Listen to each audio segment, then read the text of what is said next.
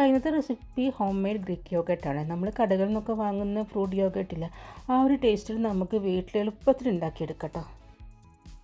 ഞാനിപ്പോൾ ഇതേപോലത്തെ ഒരു പാക്കറ്റ് പാല് വെച്ചിട്ടാണ് ചെയ്യുന്നത്. പാല് നന്നായിട്ടൊന്ന് തിളപ്പിക്കട്ടോ.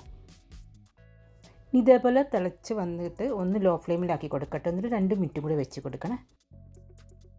ഇതേപോലെ മൺപാത്രത്തിലേക്ക് മാറ്റി കൊടുക്കട്ടോ. ഇതേപോലെ മൺപാത്രം തന്നെ എടുക്കണേ. ഇനി ഒരു 5 മിനിറ്റ് വെയിറ്റ് ചെയ്യട്ടോ. ആ പാട മേലെ വരുന്ന സമയത്ത് ഒരു 4 ടീസ്പൂൺ തൈര് ചേർത്ത് കൊടുക്കട്ടോ. തൈര് 4 ഭാഗത്തായിട്ട് ഇങ്ങനെ വെച്ച് കൊടുക്കണേ.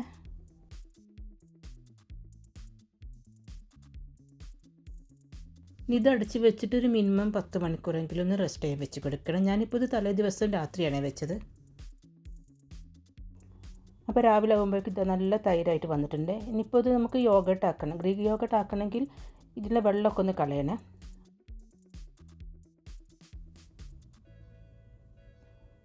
അപ്പോൾ ഇതേപോലെ സ്ട്രെയിനറിൽ ഒരു തുണി വെച്ച് കൊടുക്കട്ടോ. കോട്ടൻ്റെ തുണി വെച്ച് കൊടുക്കുക.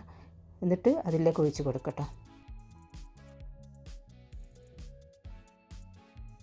ഇതൊന്ന് കെട്ടി വെച്ചിട്ട് 5 മണിക്കൂർ പുറത്ത് വെക്കണേ. പുളി വേണമെന്നുണ്ടെങ്കിൽ പുറത്ത് വെക്കാം, അല്ലാന്നുണ്ടെങ്കിൽ ഫ്രിഡ്ജിൽ വെക്കണേ.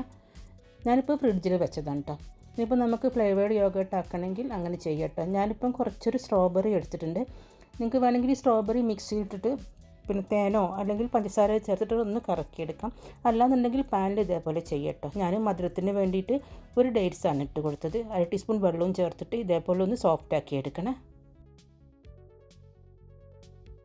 ഈ സ്ട്രോബെറി ഒന്ന് തണുത്തിട്ട് വേണം യോഗട്ട് മിക്സ് ആക്കാൻ. നമുക്ക് ആവശ്യത്തിനുള്ള യോഗട്ട് മിക്സ് ആക്കി കൊടുക്കട്ടെ.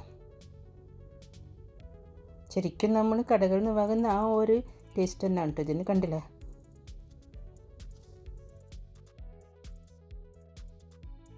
പിന്നെ കുറച്ചൊരു മാങ്ങ എടുത്തിട്ട് ഇതേപോലെ ചെയ്തിട്ടുണ്ട്.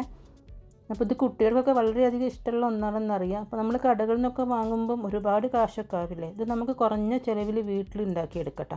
അപ്പോൾ വീഡിയോ ഇഷ്ടമായിട്ടുണ്ടെങ്കിൽ ഫ്രണ്ട്സിനൊക്കെ ഒന്ന് ഷെയർ ചെയ്ത് കൊടുക്കണേ. പിന്നെ ചാനൽ ആദ്യമായിട്ട് കാണുന്നവരൊക്കെ ആണെങ്കിൽ മറക്കാതെ ഒന്ന് സബ്സ്ക്രൈബ് ചെയ്തേക്കണേ. ബൈ.